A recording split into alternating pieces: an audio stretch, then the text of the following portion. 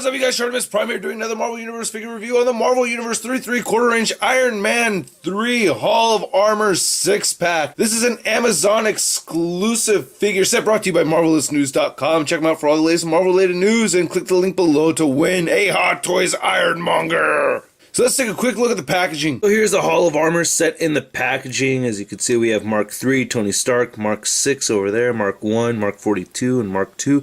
No Mark 4, 5, or 7. Turning it around right here, we got this weird shape to it, you know, which is pretty cool. It looks like a Hall of Armor and everything. And then there's little bios on each of the armor right over here. So overall, this set basically consists of figures that already came out in the Iron Man 2 3¾ inch wave. The Mark I, you get your Mark II, your Mark III, Mark VI, and Tony Stark, and a Mark 42. The Tony Stark and Mark 42 are really the only two new figures of this wave. So let's do some comparisons with these first four before we get to these guys. So here's the Mark I, looking pretty bland in my opinion. That arc reactor is bright, as it is on all the figures of the wave, except for the Mark 42. You can see there is a bit of this brown wash going in and out of over the gray plastic.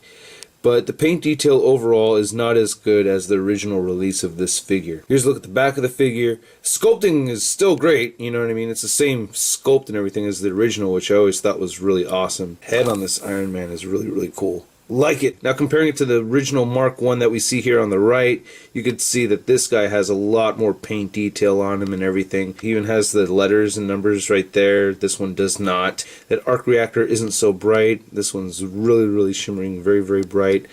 A lot more paint involved on this guy. You know, just looking at the legs right over here, you know, you could see. So the original Mark I think is the better buy. Yeah, just looking at the back of both of these figures, you can easily tell. Now the articulation of this guy remains the same. The head moves left and right a bit. Not all the way. It does get hindered and it kind of has this lean going on. You can move it back and forth just a little bit as well. Not a whole lot. Arms move outwards some, so you get that kind of motion right there. Moves forward. This figure was very, very stiff, by the way. Arms only bend that much, and you get a little bit of rotation right here at the elbow, and no wrist articulation at all. He does have a waist joint right there that I just cracked open. His legs can't really bend outward. They can move forward a little bit. Again, this one's very, very stiff, but on this figure, you know, these joints tend to move a lot better, so I can show the rest of it over here. Single jointed knee, rotates at the knee. Ankles move down a little bit, they move up a little bit, and they rotate side to side. And yes, both figures have peg holes at the bottom of their feet. Here's the Mark II, looking pretty snazzy. Very, very nice silver paint applications on here. I like the detail in the eyes. Again, very bright arc reactor. There's some weird black specks in there. But other than that, you know, it's pretty solid silver figure. And here it is compared to the original Mark II from the Iron Man 2 3¾ inch line. This guy has all these bolts, I guess, painted on there. This one does not have all those there, which I think is a cool added detail, all the freckles. But the silver paint does remain the same. So this is the same exact figure as the Mark III. The head moves left and right. It's on a ball peg, so you can get it to look up just a little bit, not a whole lot. His shoulders do have elbow pads that can pop off, and you can just put it right back on there. So you can't get it to move outward that much. You can't get it to move forward. They will pop off though. His elbows bend at 90 degrees. They rotate side to side. Nice detail on the repulsor there. Damn, that's a lot of blue paint over there, but yeah, it's a little too much. They rotate side to side. He has a diaphragm joint and moves forward and back a bit. He has leg articulation that can move forward. They're on Y joints, so you have to rotate it around if you want it to move outward. He has the upper thigh swivel over here. Double jointed knees, and ankles move down a little bit. They move up, and they barely rotate side to side. And he also does have the peg holes at the bottom of his feet. And here's the Mark III figure. Nice paint detail in the eyes. I like that. It's pretty consistent. The gold isn't too bad. I think the red is very, very flat.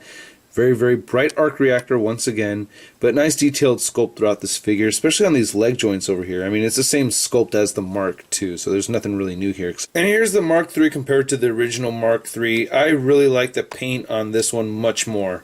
This is very bland red. I really like the shiny metallic red that we got in the Iron Man 2 wave. I guess the gold is a little better over here than it is over here. And here we go with the Mark VI. Very bright arc reactor. Again, very big time letdown Spider-Man kind of vibe with that thing. But, you know, the red isn't too bad. It is more flat than the original one, but they did get all the paint apps in there, especially on his rib cage over there. And they even did get the silver in those creases in his mouth. And here you can see a comparison with the original Mark 6, just a cleaner looking figure. I like the red on this one a lot more too. Now that right hand is different than the right hand on this one, only because I had swapped it out with another figure. I think it was with the Mark 4 or something. But other than that, they're exactly the same thing, just different paint applications. And the articulation is exactly the same as it is on the Mark II and the Mark III figures. It's just that these elbow pads don't really pop off the same way. So articulation is the same. And here we have the Tony Stark figure, which I believe is a brand new Marvel Universe figure. Very clean paintwork on that arc reactor. I guess his face doesn't really look like Robert Downey Jr. too much. There's some weird paint going on with his right eye right there, but I don't know, I guess it gets the job done. Decent sculpting. Not bad. He has a peg hole in the back. I don't know what that's for. I think this was G.I. Joe. I'm just guessing though. He has pistol holding hands, which I think is kind of strange. I do like the watch that they added over here. That's very cool. The figure is tricky to stand, but I do like the sculpt of the figure overall. I think it looks pretty damn good. Like the shoes. He's even got treads at the bottom of the shoes, and he's got peg holes at the bottom of his feet. His head is on a peg like so you can move it around just a little bit here and there, rotate side to side. He has shoulder joints that move outward, they move forward. And he has no bicep swivel, but he does have an elbow swivel, and it bends at 90 degrees. He has wrists that rotate side to side. He has a diaphragm joint, move it forward and back, side to side as well. His legs move outward, they move forward. No upper thigh articulation. Giant screw right there, and giant screw right there. He has the screwy crotch bits, and he has the metal pins in here. Really smells like a G.I. Joe. And he has double jointed knees. And the ankles, I really have a hard time moving around. They move up a little bit, barely move down, but they do rotate side to side. And here's the Mark 42, my favorite from the set, because all I had before was this Assembler's Mark 42. I don't like this bright red.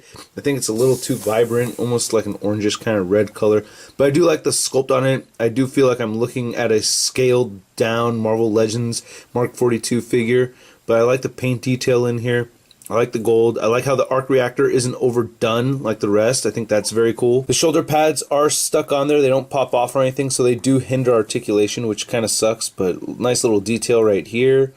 I really like this a lot. Very cool. He has no peg holes at the bottom of his feet, though. That's a little disappointing. As far as his articulation goes, it is similar to the rest of them. He has his head on a ball peg right over here, and it does look like he's kind of always looking down, which is frustrating. Rotates side to side. His arms move outward just that much. They move forward a bit. He has elbows that bend. They rotate. Wrist moves side to side. He has a diaphragm joint, rotates, crunches forward and back just a little bit. His legs move outward, they move forward, so they're on T-joints, which is very nice. Upper thigh swivel, double jointed knees. His ankles move down, they move up, and he does have the gorgeous ankle pivot. Yes, one figure out of the whole set has the ankle pivot. A quick comparison to the Assembler's Mark 42 right over here that I really can't stand. So the paint applications are actually quite similar. This is definitely a much better figure over here though, so I'm very happy to have this guy over here. This one, oh god, it's annoying. This guy pretty much just has 5 points of articulation. Very weak. So this is a pretty decent figure set. Not absolutely terrible. I just don't think it has a whole lot to offer. It costs about 45 bucks at Amazon.com.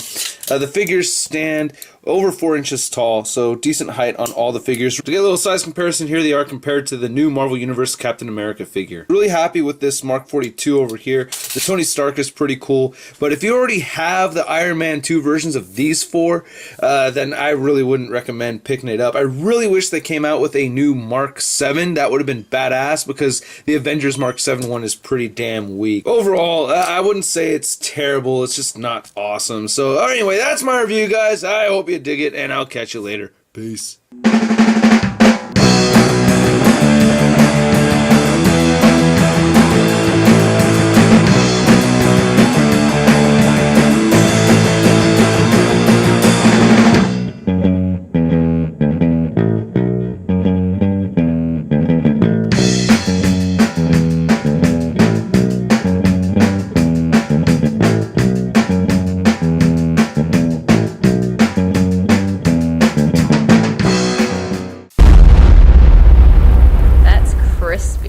This is an